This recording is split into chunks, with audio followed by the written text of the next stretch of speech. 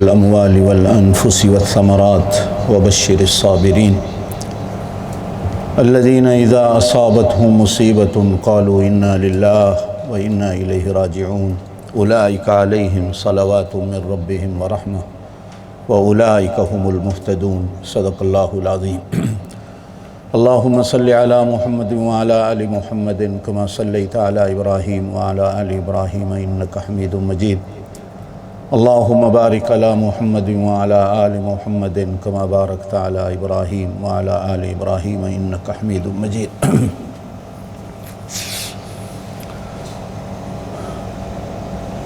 مخدومہ کائنات سیدہ کائنات حبیب خدا ام المومنین حضرت عائشہ رضی اللہ تعالیٰ عنہ سے ایک روایت ہے، فرماتی ہیں آپ صلی اللہ علیہ وسلم گھر میں تشریف فرما تھے، اچانک ہوا کا جھونکا آیا، گھر کا دیا بجھ گیا۔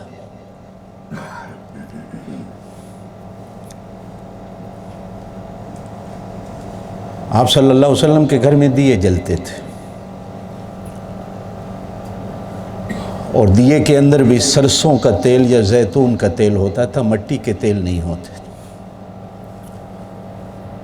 آپ صلی اللہ علیہ وسلم نے گھر میں بھی اور مسجد میں بھی مٹی کے تیل کے دیے جلانے سے منع فرمایا ہے، بدبو ہوتی ہے۔ سرسوں کا یا زیتون کا تیل اس زمانے میں بھی استعمال ہوتا تھا، مسجد نبی میں بھی اور آپ صلی اللہ علیہ وسلم کے گھر میں بھی۔ ام المومنین فرماتی ہیں کبھی کبھی تو تیل ہی نہیں ہوتا تھا گھر میں، پڑوسنوں سے مانگ کر گھر میں ہم دیا جلاتے تھے۔ لیکن آج ابھی عجیب اتفاق ہوا کہ آپ صلی اللہ علیہ وسلم یہ تشریف فرمائے ہیں، اچانک ہوا کا ایک جھونکا آیا اور دیا بجھ گیا۔ تو میں نے سنا آپ صلی اللہ علیہ وسلم کی زبان مبارک سے نکلا انا للہ و انا الیہ راجعون۔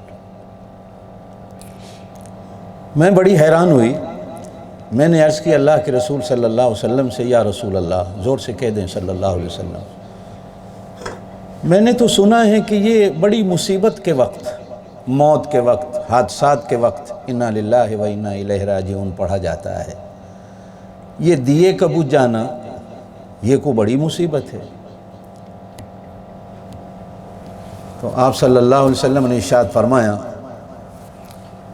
مصیبت بڑی اور چھوٹی نہیں ہوتی، مصیبت مصیبت ہوتی ہے، اور ہمیں حکم ہے کہ مصیبت چھوٹی ہو یا بڑی ہو، ہر مصیبت کے آنے کے بعد اللہ کی طرف رجوع کرو، اس لیے کہ مصیبت کوئی بھی ہو، بڑی چھوٹی، وہ آتی بھی اللہ کی طرف سے ہے اور اللہ ہی اسے دور کرتا ہے۔ ما اصاب من مصیبت الا باذن اللہ، کوئی مصیبت بڑی ہو یا چھوٹی وہ اللہ کے حکم کے بغیر نہیں آتی، اور اللہ ہی کے حکم سے وہ ٹلتی ہے، اللہ کے حکم کے بغیر وہ ٹلتی بھی نہیں۔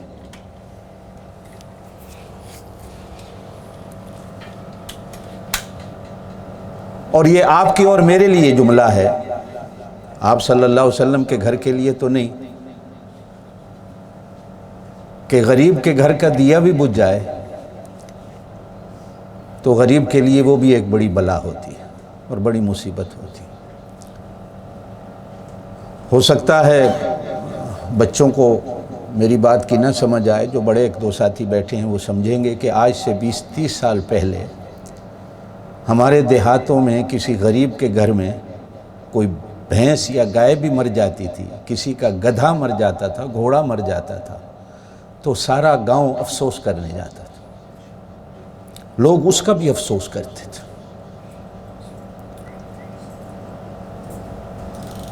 یہ اس وقت پتہ چلتا تھا کہ غریب کے لیے گھر میں گائے کا ہونا، بھینس کا ہونا، گدھی کا ہونا، گدھے کا ہونا، گھوڑے کا ہونا، یہ بھی ایک اللہ کی نعمت ہے، اور جب یہ نعمت چھن جاتی ہے تو ایک مصیبت آ جاتی ہے، پریشانی آ جاتی ہے، لوگ اس کا بھی افسوس کرتے تھے۔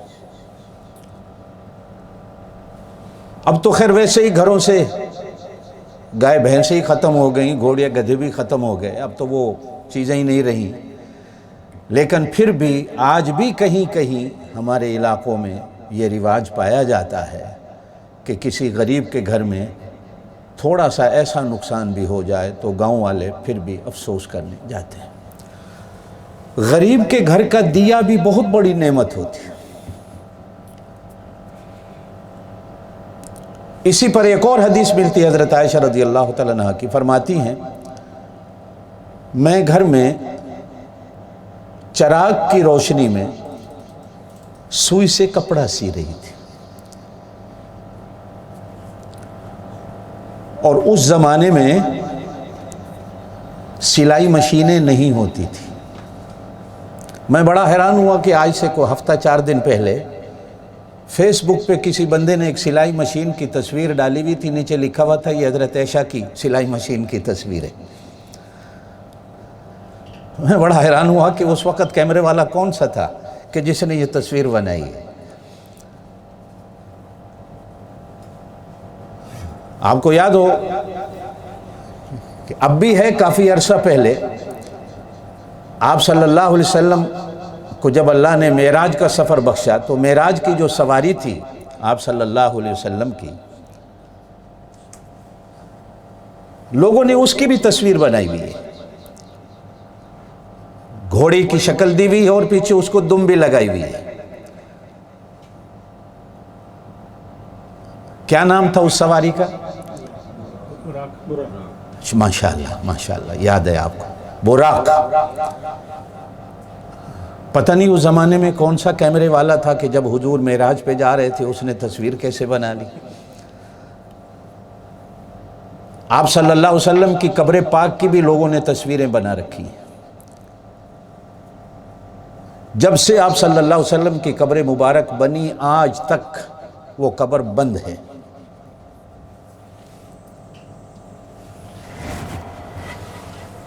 حضرت ابوبکر صدیق رضی اللہ تعالیٰ عنہ اور حضرت عمر رضی اللہ تعالیٰ عنہ کے دفن ہونے کے بعد آج تک کسی بندے نے اس قبر کو دیکھا نہیں۔ اللہ پاک نے مستقل طور پر اس قبر کے بند ہونے کا بندوبست کر رکھا ہے، اس لیے کہ حضور صلی اللہ علیہ وسلم کی آخری وقت کی دعاؤں میں ایک دعا ہے کہ اللہ میری قبر کو سجدہ گاہ نہ بنائیو، میری قبر کو قیامت تک ایسا محفوظ رکھ دے کہ اس پر کوئی سجدہ کرنے والا نہ ہو۔ تو آپ صلی اللہ علیہ وسلم کی اس دعا کو اللہ نے ایسا قبول فرمایا، آج تک وہ محفوظ، بلکہ اس قبر کے ارد گرد 3 دیواریں، 3 دیواریں۔ پتہ نہیں کیمرے والے کون سے وہاں پہنچ جاتے ہیں کہ لوگ اس کی بھی تصویر بنا کر فیس بک پہ ڈال دیتے ہیں، یا لوگوں نے چھپوا کر کیلنڈر بنائے ہوئے ہیں کہ یہ آپ صلی اللہ علیہ وسلم کی قبر مبارک ہے، اوپر غلاف بھی ڈالے ہوئے ہیں، اور اتنی اتنی بڑی پکی قبریں وہ بنائی ہوئی ہیں۔ آج تک قرآن و سنت اور اسلام کی تاریخ اس سے خاموش ہے۔ میں خود الحمدللہ 1-2 بار اندر گیا ہوں، اللہ پاک نے یہ شرف دیا ہے مجھے، میں 2 دفعہ اندر گیا ہوں، لیکن وہ جو قبر کے حصے ہیں وہ ٹوٹلی بند ہیں۔ ایک اندر جانے کا دروازہ ہے، بس دروازے کے قریب بس اسی پر 8-10 بندے کھڑے ہو سکتے ہیں، پھر آگے دیوار ہے، پھر اس سے آگے اندر ایک دیوار ہے۔ یہ جو باہر گنبد ہے یہ 4تھی دیوار کے اوپر ہے، اندر کوئی نہیں جا سکتا، کیا ہے کسی کو کوئی پتہ نہیں، گنبد تک وہ دیوار ہے، اور وہ دیوار بھی ایسی ہے، کہا جاتا ہے کہ ایسا سیسا اس دیوار کے اندر بھرا گیا کہ جس کو بم بھی نہ توڑ سکیں اور وہ قیامت تک محفوظ رہے۔ سلطان نور الدین زنگی نے اپنے زمانہ خلافت کے اندر اس قبر کو محفوظ فرمایا، اور وہ آج تک اسی طرح محفوظ ہے۔ پتہ نہیں لوگ کہاں سے بنا لیتے ہیں۔ تو حضرت عائشہ رضی اللہ تعالیٰ عنہ سے ایک اور حدیث ہے، اسی پر کہہ رہا ہوں، فرماتی ہیں کہ میں کپڑا سی رہی تھی،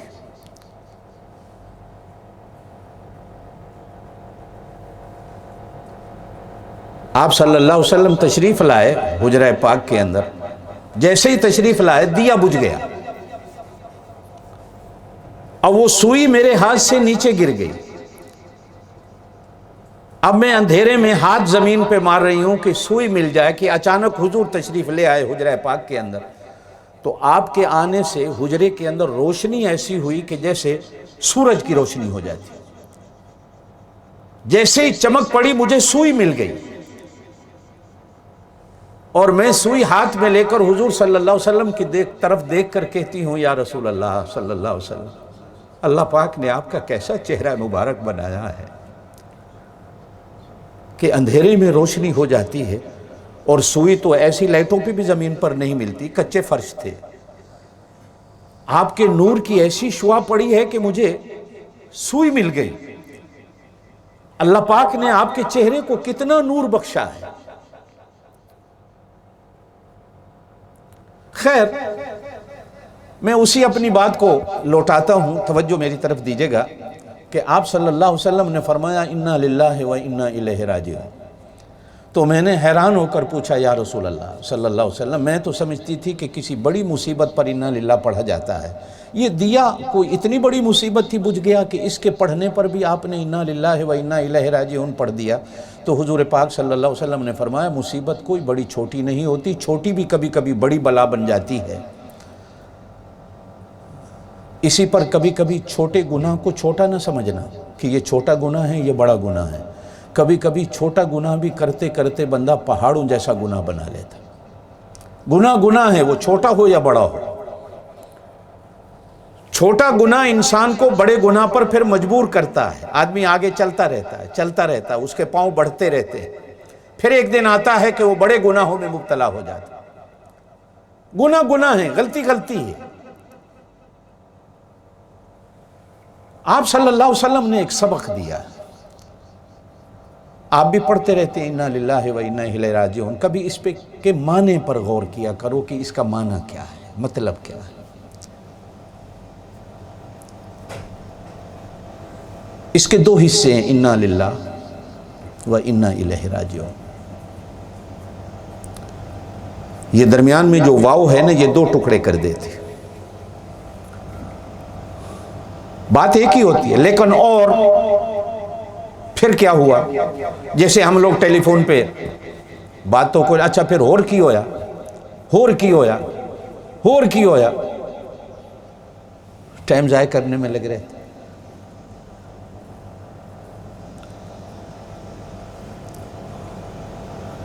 امام ابو داود رحمۃ اللہ علیہ نے ابو داود شریف کے اندر کہا جاتا ہے کہ امام ابو داود کو کم از کم 20 لاکھ حدیثیں یاد تھی۔ ایک بزرگ نے لکھا ہے کہ شاید اللہ نے ان کو پیدا ہی حدیث کی خدمت کے لیے کیا تھا۔ انہوں نے حدیث کی کتاب لکھی جس کا نام ہے ابو داود۔ خوش ہوں گے آپ سن کر کہ میں آپ کو اتنا بتا دوں کہ باقی سارے حدیثوں کو لکھنے والے روس کی ریاستوں میں گزرے ہیں۔ امام بخاری بھی، امام مسلم بھی، کوئی بھی مدینے کا نہیں ہے۔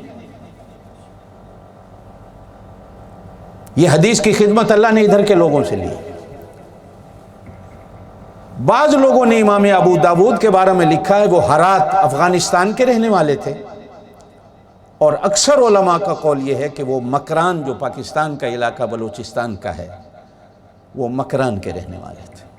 یہ اکثر علماء کا قول یہ ہے، گویا کہ ہمارے ملک کی سرحدوں کے اور ہمارے ملک کے علاقے کے رہنے والے امام ابو داود تھے۔ انہوں نے فرمایا کہ اللہ نے مجھ سے بڑی حدیث کی خدمت لی ہے، لیکن 4 حدیثیں میری زندگی میں ایسی ہیں کہ اگر کوئی ان 4 حدیثوں پر عمل کر لے تو وہ مسلمان پکا بن سکتا ہے۔ ان میں سے ایک حدیث انہوں نے نوٹ کی ہے جو میں آپ کو سنا دیتا ہوں، 4 ہیں لیکن ایک پر میں بات کرتا ہوں۔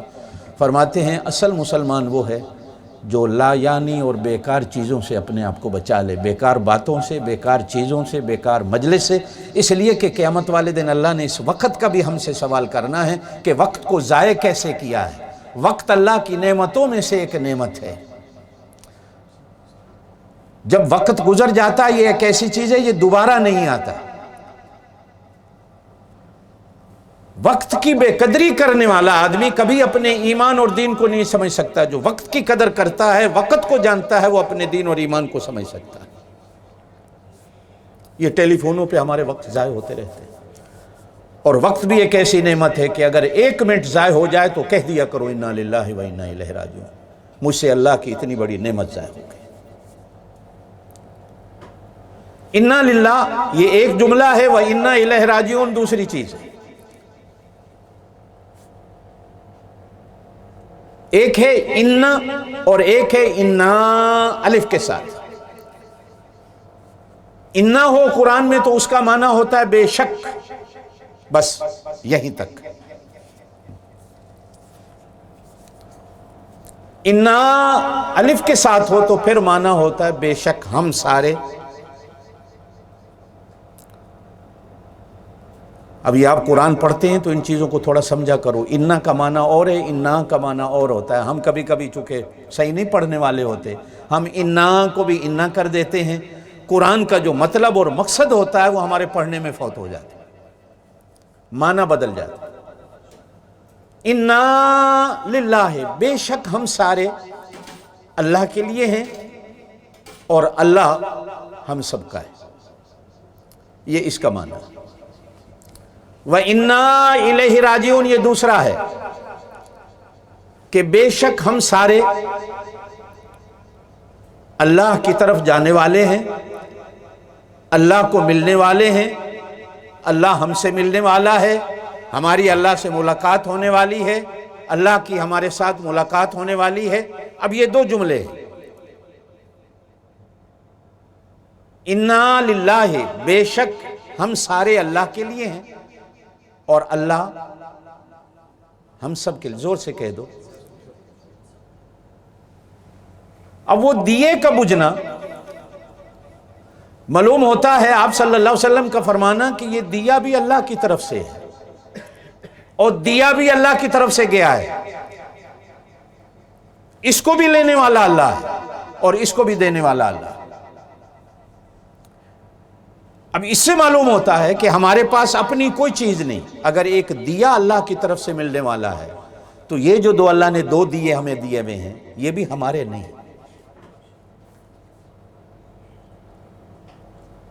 یہ 2 ہاتھ جو اللہ نے ہمیں دی یہ بھی ہمارے نہیں. یہ جو اللہ نے ہمیں 2 کان دیے ہوئے یہ بھی ہمارے نہیں. جس زبان سے ہم بولتے ہیں یہ بھی ہماری نہیں، بلکہ یہ پورا وجود میرا نہیں. اس وجود کے اندر ایک ایک چیز میرے اللہ کی ہے. اس لیے ایک حدیث کے اندر فرمایا گیا کہ جو جوڑ جسم کا ایک دفعہ کٹ جاتا ہے، الگ ہو جاتا ہے، دنیا کا کوئی ڈاکٹر اسے دے نہیں سکتا، بس اللہ ہی دینے والا ہے. وہ ایک ہی دفعہ دیتا ہے، دوسری دفعہ وہ نہیں دیتا. ہاں دانت ہوتے ہیں بچپن میں، وہ اللہ دوبارہ دے دیتا ہے، ٹوٹتے ہیں. بال ہیں کٹتے ہیں، اللہ دوبارہ دے دیتا ہے. خون ہے یہ چلتا رہتا ہے، بدلتا رہتا ہے، آتا رہتا ہے، جاتا رہتا ہے. لیکن یہ جو جوڑ ہیں جنہیں ہم کہتے ہیں، اللہ آنکھ بھی ایک ہی دفعہ دیتا ہے. دنیا کا کوئی ڈاکٹر، مادرزاد اندر بندہ کوئی نابینا ہے تو دنیا کا کوئی ڈاکٹر اسے آنکھ نہیں دے سکتا. کان ہیں، ہاتھ ہیں، پاؤں ہیں، یہ سارے اللہ کے دیے. ان کا مالک اللہ ہے. جس طرح میری جان کا مالک اللہ ہے، میرے جسم کی بھی ایک ایک چیز کا مالک اللہ. زور سے کہہ دو مالک، زور سے کہہ دو مالک اللہ. ایک بات میں کہہ دیتا ہوں، ہاتھ باندھ کے ناراض نہیں ہونا. یہ جو کبھی کبھی ہم لوگ اپنی جان کی انشورنس کراتے پھر رہے ہوتے ہیں، آپ اس کے مالک ہیں کہ آپ اسے بیچ رہے ہیں؟ گاڑی کے آپ مالک ہیں، گاڑی کے آپ انشورنس کرا لیں، اس لیے کہ وہ آپ کے ملک میں ہے. گھر کے آپ مالک ہیں، اپنی جان کے آپ مالک نہیں ہیں. ہاں یا تو کوئی بندہ کہے جی میری ہے، میں مالک ہوں، میں اس کو بیچ بھی سکتا ہوں. یہ ہم ابھی پیدا ہی نہیں ہوئے تھے. توجہ سے میری بات سنیے گا، ہم ابھی پیدا ہی نہیں ہوئے تھے، عالم ارواح میں تھے کہ اللہ نے ہماری جانیں ہم سے خرید لی تھی. سودا ہمارا وہی ہو گیا تھا. ہم بک چکے تھے اس وقت سے، وہ قرآن میں ہیں۔ وَإِذَا أَخَذَ رَبُّكَ مِن بَنِي آدَمَ مِن ظُهُورِهِمْ، ایسے ہی نہیں، وَأَشْهَدَهُمْ عَلَىٰ أَنفُسِهِمْ أَلَسْتُ بِرَبِّكُمْ قَالُوا بَلَىٰ۔ یہ ہم اس وقت سے کہہ چکے ہیں اللہ کو۔ حدیث کے اندر آتا ہے اسی کی تفسیر میں، اس آیت میں، عالم ارواح میں جب ہم سب کی روحیں پڑی ہوئی تھی تو اللہ پاک بغیر کسی پردے کے سارے پردوں کو ہٹا کر بالکل روحوں کے سامنے آ کر اللہ پاک نے روحوں کو اپنا دیدار بھی کرایا اور مخاطب ہوا، پوچھا میں تمہارا رب ہوں کہ نہیں ہوں؟ حضور صلی اللہ علیہ وسلم فرماتے سب نے کہا بلا، ہاں تو ہمارا رب ہے۔ ہمارے ہاں بلا کوئی اور چیز ہوتی ہے، قرآن میں بلا کوئی اور چیز ہے، سمجھیں؟ اچھا، جو قرآن میں بلا ہے اس کا معنی ہاں ہے، اقرار، مننا، ماننا۔ یہ ہم ظالم ہیں، اس ماننے کو ہم نے بلا کہہ دیا ہے، اور بچوں کو ڈرا رہے ہوتے ہیں بلا آ رہی ہے۔ پتہ نہیں لوگوں نے ہمیں کس لین پہ لگا دیا ہے، اقرار کو بلا بنا دیا ہے، اچھی چیز کو ہم نے بلا بنا دیا جو اللہ کے سامنے اقرار کیا تھا۔ اب اللہ نے کہا شہدنا، ہم گواہ ہیں، ہمارے سامنے اقرار کر رہے ہو۔ پھر دوسری آیت آئی ان اللہ اشتری من المؤمنین انفسهم واموالهم بان لهم الجنہ، میں تمہاری جانوں کو تم سے خریدنا چاہتا ہوں، بیچتے ہو؟ نہ بھی کرو تو بھی خرید لوں گا، ہاں کرو تو بھی خرید لوں گا، اس لیے کہ میرے بنائے ہوئے ہو، مجھے نہ کر سکتے ہو؟ جاؤ، میں نے تمہاری جانوں کا سودا کر لیا ہے، تم بک چکے ہو، دنیا میں جاؤ گے تو اپنے آپ کو بکا ہوا سمجھنا۔ اب خود ہی اللہ قرآن میں کہتے ہیں جانتے ہو میں نے جب تمہیں خریدا ہے تو بدلے میں تمہیں کیا دیا ہے؟ پیسہ دیا،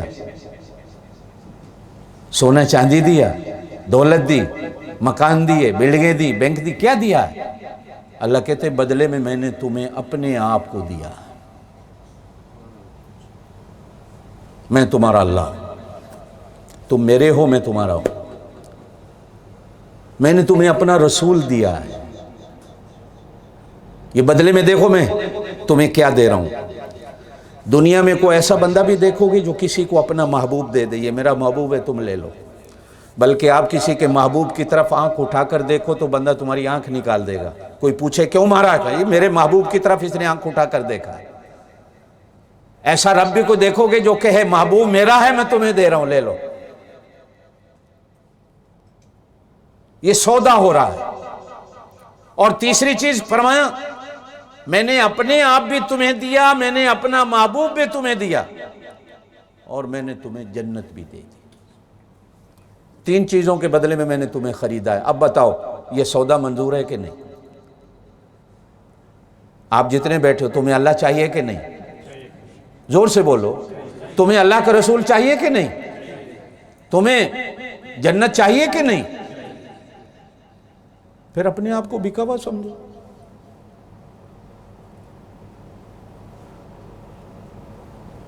پھر اپنے آپ کو بکا ہوا سمجھو، اور بکا ہوا جو ہوتا ہے اس کی مرضی نہیں ہوتی، اس کا اپنا کوئی اختیار نہیں ہوتا۔ آپ کے اور میرے پاس کیا اختیار ہے؟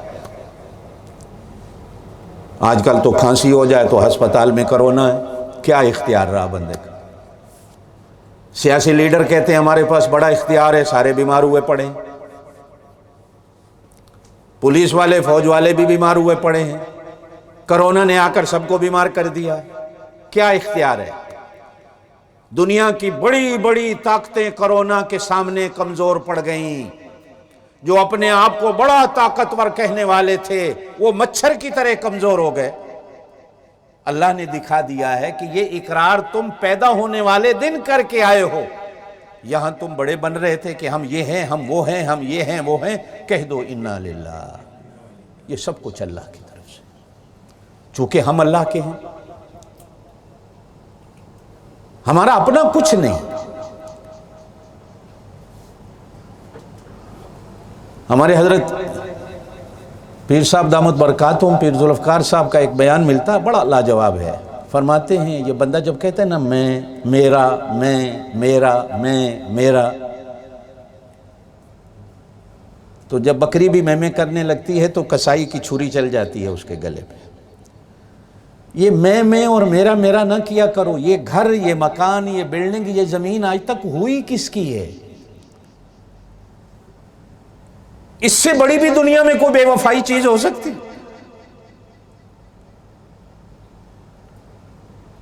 ایک اللہ والے بادشاہ کے محل کے پاس سے گزرے تو بادشاہ اپنے محل کی تعریف کر رہا تھا۔ اللہ والے نے کہا یہ سرائے ہے، یہ گیسٹ ہاؤس ہے۔ بادشاہ سلامت ناراض ہو گئے، میرا گھر ہے، بلڈنگ ہے، کوٹھی ہے، بنگلہ ہے، وزیر اعظم ہاؤس ہے، صدر ہاؤس۔ میں نے کہا نہیں، یہ تو سرائے ہے۔ بادشاہ ناراض ہو گئے، کہا پکڑو اس اللہ والے کو۔ پولیس والی پکڑنے آ گئے، پکڑ کے لے آؤ میرے سامنے کھڑا کر، کیسے کہہ دیا تم نے یہ سرائے؟ کہا بادشاہ سلامت اس سے پہلے اس میں کون رہا؟ کہا اس سے پہلے جو وزیر اعظم تھا وہ رہا۔ کہا اس سے پہلے اس میں کون رہا؟ کہا اس وقت کوئی وزیر اعظم ہوگا وہ رہا ہوگا۔ فرمایا جب یہ آتے رہے جاتے رہے تو آنے جانے والی جگہ کوئی تو سرائے کہتے ہیں، اس کو ہاؤس اور گھر کون کہتا ہے؟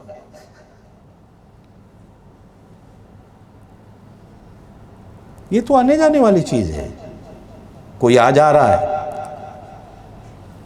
کوئی کل آ جائے گا، کوئی پرسوں آ جائے گا۔ آپ اور میں جتنے بیٹھے ہیں کسی کا نمبر لگ گیا ہے وہ چلا گیا ہے، آج کل ہم میں سے کسی اور کا نمبر لگ جائے گا وہ چلا جائے گا، پھر کسی اور کا نمبر لگ جائے گا وہ چلتا رہے گا، آتا رہے گا، جاتا رہے گا۔ یہ دنیا کا تو سسٹم ہی ایسا ہے۔ یہ اس کی ہے۔ قرآن کہتا ہے ان الارض للہ، زمین صرف اللہ کی ہے۔ میں اور آپ کہتے ہیں نہیں یہ زمین میری ہے، بھائی بھائی کو مار رہا ہے، حتیٰ کہ آج کل اولاد ماں باپ کو مار رہی ہے، ماں باپ اولاد کو مار رہا۔ یہ زمین میری، 1 انچ ہوتی ہے، 2 انچ، کہیں مرلہ ہوگا، کہیں 2-4 مرلے ہوں گے، کہیں تھوڑی سی اور زیادہ ہو جائے گا، لیکن قرآن کہتا ہے ان الارض للہ، یہ تو اللہ کی ہے۔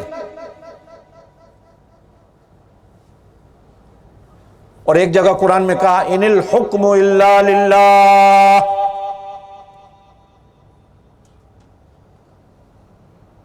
حکم صرف اللہ کا۔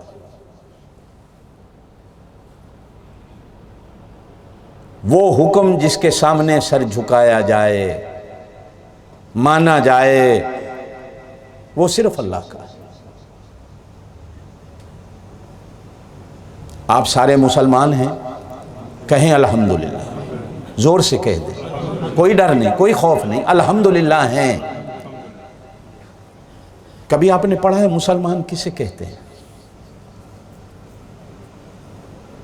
اللہ کو ماننا، نبی کو ماننا، قرآن کو ماننا، فرشتوں کو ماننا، قبر کو ماننا، جنت کو ماننا، جہنم کو ماننا، پرانے نبیوں کو ماننا، کتابوں کو ماننا، یہ ایمان کی علامتیں ہیں، یہ عقیدے کی چیزیں ہیں۔ اسلام اور ہے، ایمان اور ہوتا ہے، ہمیشہ یاد رکھنا، ایمان اور ہے۔ ایمان کا دوسرا نام یقین ہوتا ہے۔ اسلام اور ہوتا ہے، ایمان اور ہوتا ہے۔ ایک ہوتا ہے ماننا، یہ ایمان ہے۔ ایک ہوتا ہے میں جس کو مان رہا ہوں اس کے حکم کو ماننا۔ توجہ سے میری بات سنیے، اس کو اسلام کہتے ہیں۔ ایک ہے میں اللہ کو مان رہا ہوں، یہ ایمان ہے۔ ایک ہے میں اللہ کے حکم کو مان رہا ہوں، اسے اسلام کہا جاتا ہے۔ ایمان کا معنی ہوتا ہے زبان اور دل سے یقین اور اقرار کرنا، اور اسلام کا معنی ہوتا ہے سر سے لے کر پیروں تک پورے جسم کو اس کے حکم کے آگے جھکا دینا۔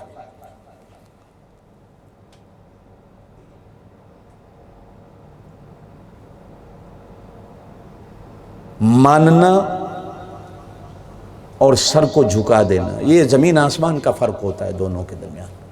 آپ صلی اللہ علیہ وسلم تشریف فرما تھے مسجد نبی میں، صحابہ کرام کے ساتھ بیٹھے ہوئے تھے، اچانک ایک آدمی آیا۔ صحابہ کہتے ہیں اس سے پہلے ہم نے کبھی اس کو مدینے میں دیکھا ہی نہیں تھا، دیکھا بڑا کپڑے اس نے سفید پہنے میں، داڑھی ہے، پگڑی ہے، اچانک، اور پانی بھی داڑھی سے ایسے ٹپک رہا تھا جیسے بھی نہا کے آیا ہے، وضو کر کے آیا، اور اس سے پہلے ہم نے کبھی اس کو مدینے میں دیکھا ہی نہیں، اور کپڑوں سے اور پانی سے لگ رہا تھا یہ مسافر بھی نہیں۔ آیا اور حضور صلی اللہ علیہ وسلم کے گوڈے کے اوپر گوڈا رکھ دیا بیٹھ کے۔ اب کس کو جرأت، صحابہ کرام میں تو اتنی ہوتی نہیں تھے کہ نبی کریم علیہ السلام کے گوڈے پہ گوڈا رکھ دیں۔ حضرت عمر کہتے ہیں مجھے بڑا غصہ آیا کہ یہ کون ہے کہ آپ صلی اللہ علیہ وسلم کی اتنی بے ادبی کر رہا ہے کہ گوڈے پہ گوڈا رکھ دیا۔ ہماری تو آنکھوں میں جرأت نہیں ہوتی تھی کہ آنکھیں بھر کر نبی کو دیکھ لے۔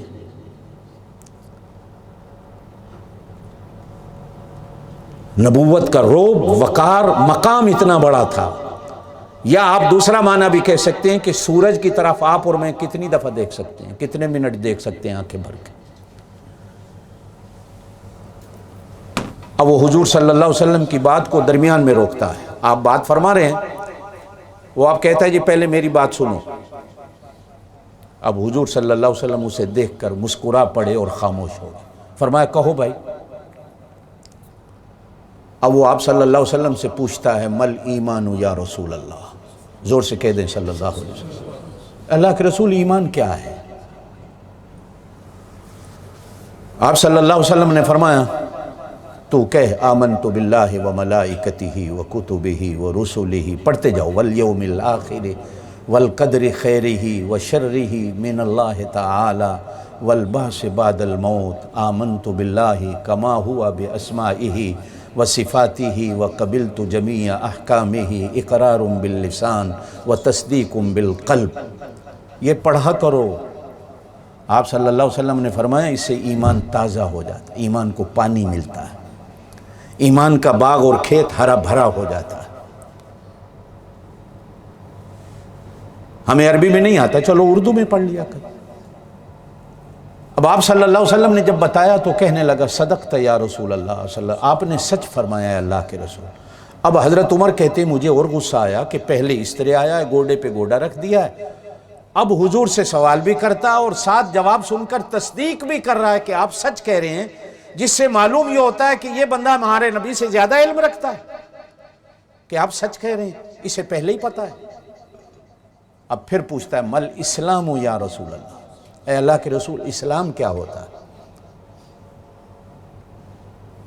اب آپ صلی اللہ علیہ وسلم نے فرمایا شہادت ان لا الہ الا اللہ و شہادت ان محمد الرسول و اقام الصلاۃ و ایتاء الزکاۃ و صیام رمضان و حج البیت من استطاع الیہ سبیلا، کہ تو شہادتین دے کہ اللہ کے سوا عبادت کے لائق کوئی نہیں، حضرت محمد صلی اللہ علیہ وسلم اللہ کے سچے آخری نبی اور رسول ہیں، پھر اس کے بعد تو 5 ٹائم کی نماز پڑھ، مال دے اللہ تو سال میں اس کی زکوٰۃ ادا کر، اگر تیری زندگی میں صحت و تندرستی میں رمضان المبارک کا مہینہ آ گیا تو اس کے پورے روزے رکھ، اور اللہ اگر مال دے تو اللہ کے گھر کا حج کرنے جا، اسے اسلام کہتے ہیں۔ اب وہ کہتا ہے صدقت یا رسول اللہ صلی اللہ علیہ وسلم، اللہ کے رسول آپ سچ فرما رہے ہیں۔ اس حدیث سے بھی معلوم ہوتا ہے کہ ایمان ایک الگ چیز ہے، اسلام ایک الگ چیز ہے۔ ٹھیک ہے ہماری زندگی میں دونوں ایک بھی بن جاتے ہیں، لیکن یہ علمی باتیں ہیں کہ ایک ایمان الگ ہے، اسلام الگ ہے۔ آئیے انا للہ، ہم سارے اللہ کے لیے ہیں، اور اللہ ہمارا، زور سے کہتے ہیں۔ جب مصیبت کے وقت انسان اتنا کہتا ہے نا تو آدھا غم گر جاتا ہے، اس لیے کہ ہم اقرار کر رہے ہیں کہ یہ مصیبت، یہ برا اللہ کی طرف سے آئی ہے، ہم اللہ کے ہیں، اللہ ہمارا، آدھا غم دور ہو جاتا ہے۔ پھر دوسرا جملہ ہے وَإِنَّا إِلَيْهِ رَاجِعُونَ، یہ جس طرح جانے والا اس کی طرف گیا ہے، ایک دن ہم نے بھی اسی کی طرف جانا ہے، اور ہماری انتہا وہی ہے۔ ہم نے بھی وہیں جانا ہے، غم پورا نیچے گر جاتا۔ ایک صحابیہ خاتون ہے حضرت ام سلیم رضی اللہ تعالیٰ عنہ، بڑی مشہور صحابیہ ہیں، دیوانی تھی نبوت کی۔ عام طور پر آپ نے سن رکھا ہے کہ آپ صلی اللہ علیہ وسلم کبھی کبھی دوپہر کو اس کے گھر میں درخت تھا، وہ بھی کیکر کا تھا، تو آپ صلی اللہ علیہ وسلم کبھی کبھی دوپہر کو اس کیکر کی چھاؤں میں سونے کے لیے تشریف لے جاتے تھے۔ جہاں سونا مقصد ہوتا تھا وہیں اس کے گھر والوں کا دل رکھنا بھی مقصود ہوتا تھا نبی کا، کہ میرے ان کے گھر میں آنے سے خوشیاں ہو جائیں، اور جس کے گھر میں نبوت چل کے آ جائے وہ اس گھر میں خوشی کتنی ہوتی ہوگی، ذرا سوچیں آپ۔ اب جب حضور سوتے تھے تو پسینہ مبارک بھی آتا تھا، یہی وہ خاتون ہے جو سوتے وقت حضور صلی اللہ علیہ وسلم کے پسینے کو شیشی میں بند کرتی تھی۔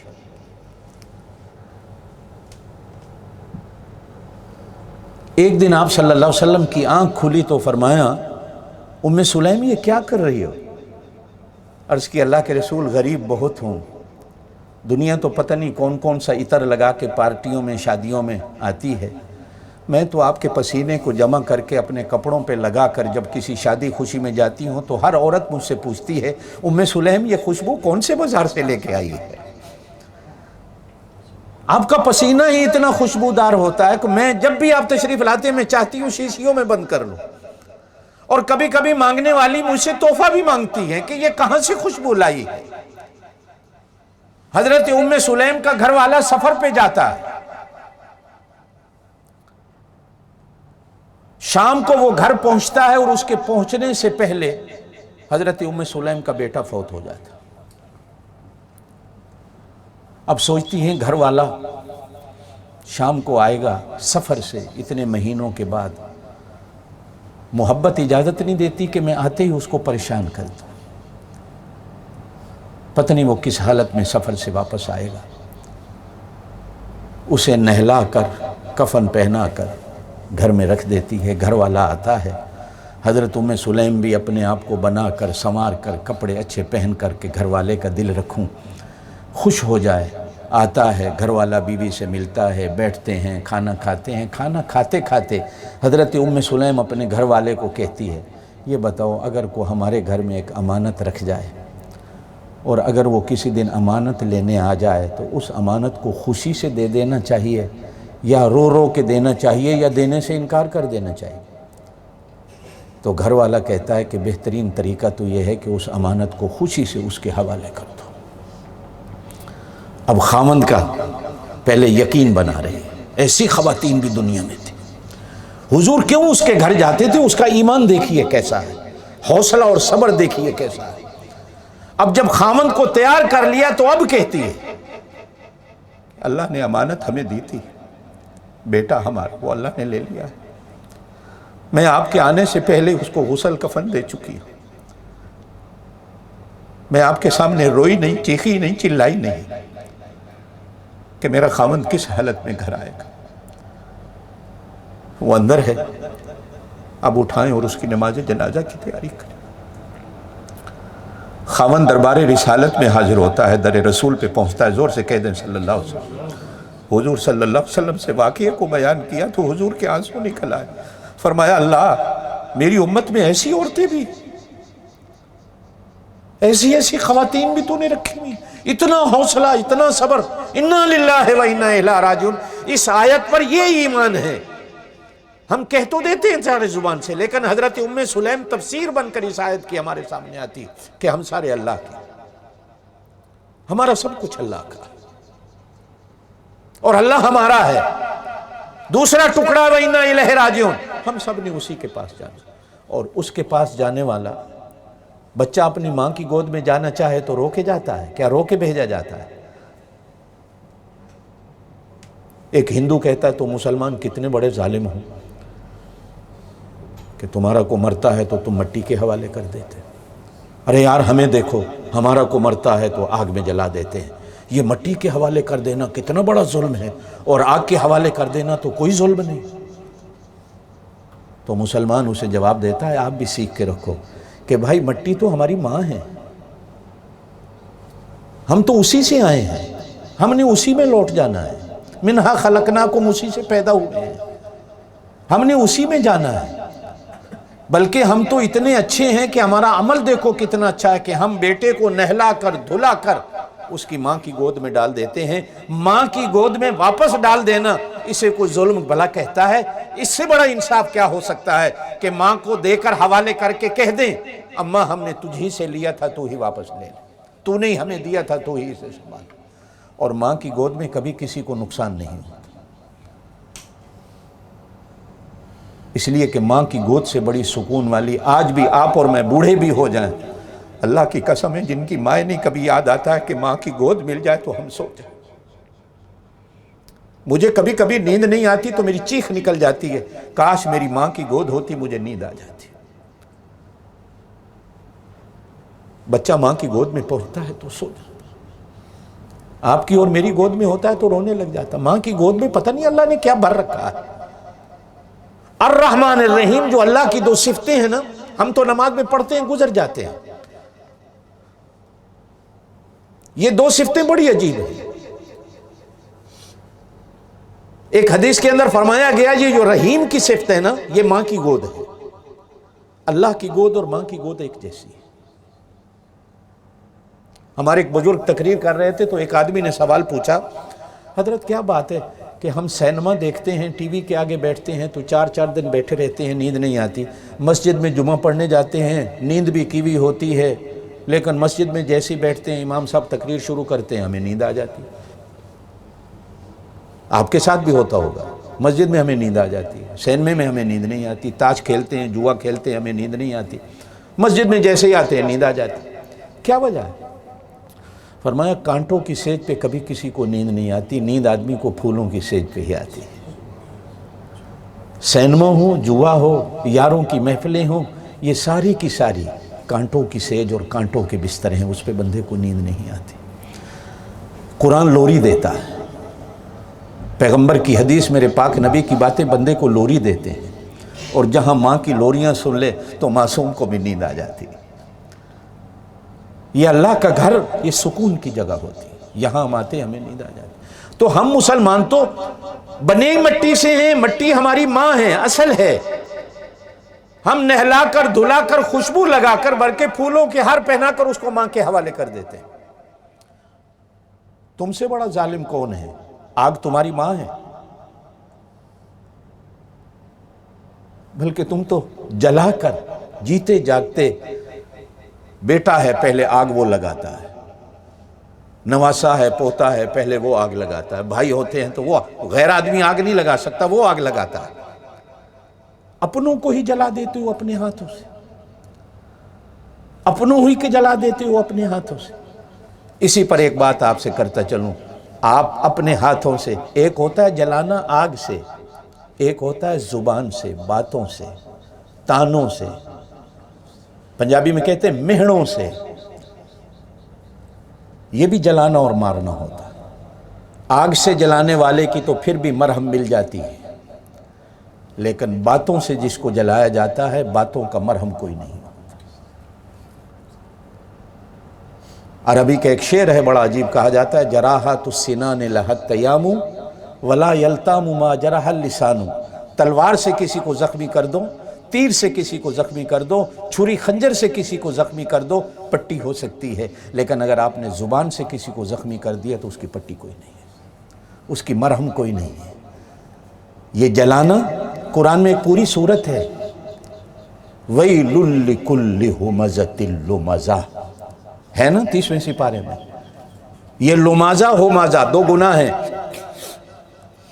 ہم گزر جاتے ہیں۔ کبھی علماء سے بیٹھ کے پوچھا کرو یہ لمازہ کیا ہے، ہومازہ کیا ہے؟ وَيْلٌ لِكُلِّ ہُمَزَةٍ لُمَزَةٍ۔ ہومازہ چغلی کے گناہ کو کہا جاتا ہے، لمازہ تانے اور مہنے کے گناہ کو کہا جاتا ہے، اور ویل کا معنی کہا جاتا ہے کہ جہنم کا سب سے نچلا حصہ جو ہے نا، ان کے اندر ان گناہ گاروں کو ڈالا جائے گا، اور وہ گناہ کیا ہیں؟ ہومازہ، لومازہ۔ ڈال کے کہا جائے گا لو مزہ، مزہ لے لو. ہو مزہ تلو مزہ، غیبت چغلی کرنے والا، تانے اور مہنے دینے والا. یہ تانے اور مہنے عورتوں کا کام ہوتا ہے، آج کل مردوں نے بھی لے رکھا ہے. انا للہ و انا الیہ راجعون. ہم سارے اللہ کے ہیں اور اللہ ہی کے لیے ہیں. للہ، یہ جو شروع کا لام ہے نا، یہ شد جب آتی ہے تو تخصیص کر دیتا. اللہ کے ہیں، اللہ ہی کے لیے ہیں. وَإِنَّا إِلَيْهِ رَاجِعُونَ، اور ہم نے اسی کی طرف جانا. ہماری آخری منزل وہی ہے. وَأَنَّ إِلَىٰ رَبِّكَ الْمُنْتَهَىٰ، تیرے رب کی منزل کہیں تو قرآن کہتا ہے بڑی دور ہے، چلنا پڑتا ہے، اور کہیں قرآن کہتا ہے تیرے رب کی منزل بڑی نزدیک ہے، نظریں جھکا لو تو دیکھ لو تمہارا اللہ یہاں ہے. کہیں کہتا ہے وَأَنَّ، تیرے رب کی منزل بڑی دور ہے، چلتے رہو چلتے رہو. قرآن کہتا ہے وَسَارِعُوا، دوڑو. علماء نے یہاں معنی کیا ہے کہ دوڑنے کا مطلب یہ نہیں کہ بھاگو، مطلب یہ ہے کہ دوڑتے دوڑتے ایک دن اپنے اللہ کو پالو گے، اس تک پہنچ جاؤ گے. چلنا سیکھو تو صحیح، شروع تو کرو. جب بندہ چلنا شروع کرتا ہے تو منزل تک پہنچ جاتا ہے. اگر آپ شروع ہی نہ کرو چلنا تو منزل تک کیسے پہنچو گے؟ جمعے والے دن گھر سے نکلو گے، چلو گے تو جمعہ نصیب ہوگا. اگر آپ چلے ہی نہیں تو کہتے رہو جی میں نے جمعہ پڑھنا ہے، میں نے جمعہ پڑھنا ہے، میں نے جمعہ پڑھنا ہے، تو جمعہ ایسے تھوڑے ہی مل جائے گا. چلنا پڑتا ہے.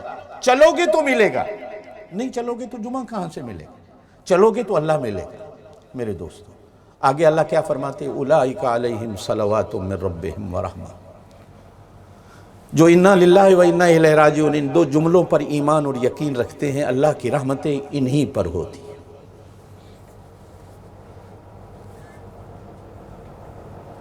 اللہ کی رحمتیں انہی پر برستی ہیں جو انا للہ و انا الیہ راجعون، ان دونوں چیزوں پر ایمان اور یقین رکھتے ہیں. وَأُولَئِكَ هُمُ الْمُهْتَدُونَ، یہی ہدایت کو پانے والے ہیں. ہدایت انہیں ملتی ہے کہ اپنا رخ اللہ کی طرف کریں. حضرت حافظ صاحب اللہ ان کی زندگی میں برکت دے، آمین کہہ دیں. بچے ہیں ہمارے، بیٹے ہیں، ساتھی بھی ہیں، دوست بھی ہیں، بڑے بھی ہیں. بلکہ اس لیے کہ جو قرآن پڑھانے والا، قرآن کی خدمت کرنے والا ہوتا ہے وہ ہمارا بڑا ہوتا. ساتھی اور دوست اس لیے ہیں کہ ہم آپس میں بیٹھ کر مشورے کر لیتے، اور بچے اور شاگرد اس لیے بھی ہیں، چھوٹے بھی ہیں، شاگرد بھی ہیں. ہم نے ان کو اس کام پہ لگایا ہے. آجو ہماری اس بات کو سن کر، قبول کر کر اس راہ پر آئے بیٹھے. دعا کریں اللہ ان کو حوصلہ دے. میں اس راہ سے گزر چکا ہوں کہ زندگی کا ساتھی جب انسان سے بچھڑتا ہے، وہ ساتھی میں نے اور آپ نے نہیں بنایا ہوا ہوتا، وہ اللہ نے بنایا ہوا. ماں باپ تو درمیان میں ایک واسطہ اور وسیلہ بنتے ہیں، نکاح پڑھانے والا ایک واسطہ اور وسیلہ بنتے ہیں، ساتھی اس کو اللہ بناتا ہے. وہ ہمدم بھی ہوتا ہے، وہ ہم غم بھی ہوتا ہے، وہ ایک رشتہ بھی ہوتا ہے، وہ ایک تعلق بھی ہوتا ہے، وہ ایک محبت بھی ہوتی ہے، وہ ایک زندگی کی داستان بھی ہوتی ہے، وہ زندگی کا ایک سبق بھی ہوتا ہے، وہ زندگی کی ایک راہ ہوتی ہے جس راہ پہ چلنے والا وہ میرے ہر دکھ درد کا ساتھی ہوتا ہے. جو بندہ اپنی بیوی کو زندگی کا دکھ درد کا ساتھی نہیں سمجھتا، وہ میاں بیوی کے رشتے کو ہی نہیں سمجھا. میرے پاک نبی صلی اللہ علیہ وسلم بھی اپنا ہر دکھ درد آ کر اپنی بیویوں کو بتاتے.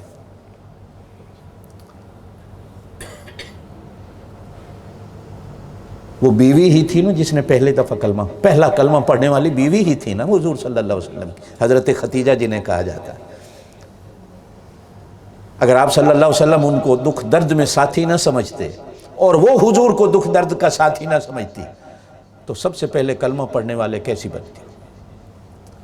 آپ نے جیسے ہی آ کر بتایا، میں غار میں بیٹھا تھا، فرشتہ آیا، وہ یہ ایتیں لے کے آیا، میرے سر پر رسالت کا تاج رکھ گیا۔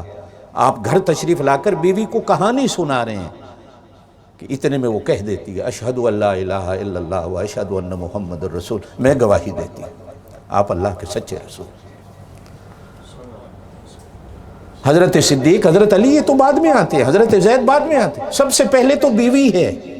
یہ انسان کی ایک زندگی کا، ہمارے رشتے کیوں برباد ہوتے ہیں کہ ہم نے آج تک اپنے غم کا دم کا بیوی کو ساتھی نہیں سمجھا، نبی نے سمجھا، گھر والی نے سمجھا۔ حضرت عائشہ رضی اللہ تعالیٰ عنہ فرماتی ہیں مجھے زندگی میں کبھی کسی عورت پر اتنا رشک نہیں آیا جتنا حضرت خدیجہ پر رشک آتا تھا کہ آپ صلی اللہ علیہ وسلم 20-30 سال کے بعد بھی ہر خوشی کے موقع پر اسے یاد رکھتے تھے اور کہتے تھے ہائے میری ختیجہ ایسی تھی، میری ختیجہ ایسی تھی، میری ختیجہ ایسی تھی۔ ایک دفعہ تو میں بول بھی پڑی یا رسول اللہ اس بوڑھی کو آپ یاد کرتے ہیں؟ آپ کے گھر ہم جوان ہیں، آپ ہماری طرف اس کو یاد رکھتے۔ تو آپ صلی اللہ علیہ وسلم نے فرمایا شاہ تم کیا جانو وہ کیا تھی، جب ساری دنیا میرا انکار کر رہی تھی وہ میرا اقرار کر رہی تھی۔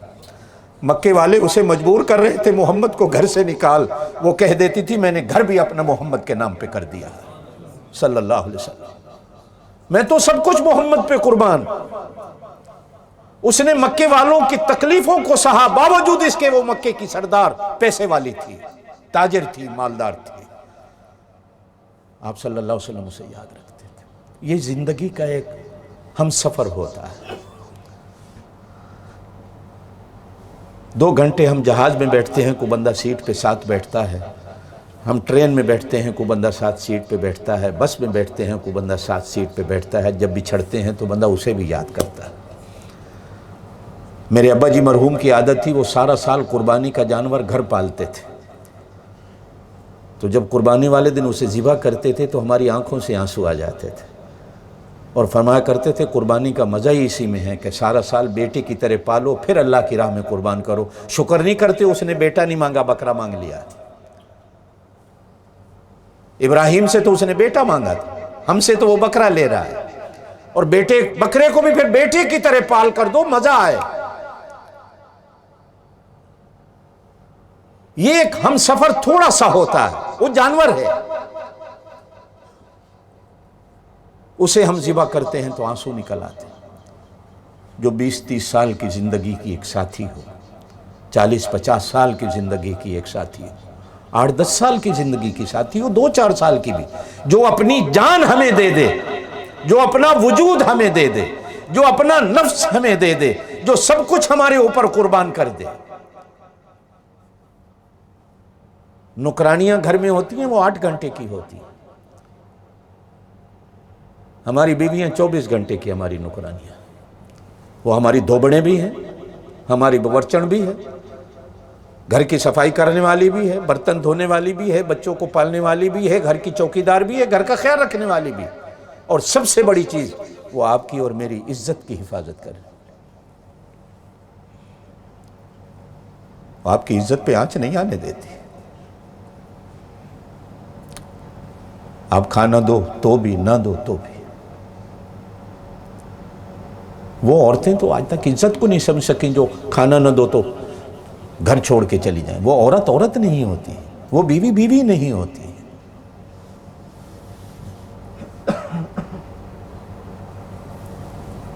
ہم سارے ان کے دکھ میں، درد میں، غم میں شریک ہیں، اللہ ان کو حوصلہ دے، اللہ ان کو صبر دے۔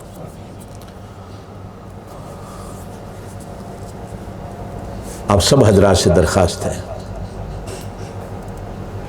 جو بڑے ہیں، ساتھی ہیں، دوست ہیں،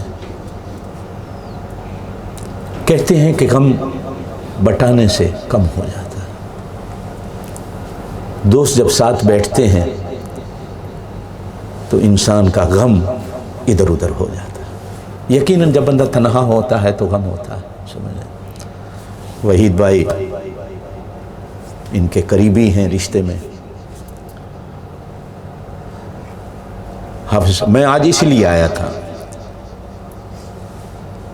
کہ شاید ہو سکتا ہے کہ آج بیان کرنا بھی ان کے لیے مشکل ہو جائے۔ ان کے غم کو جا کر بانٹا جائے، ان کو حوصلہ،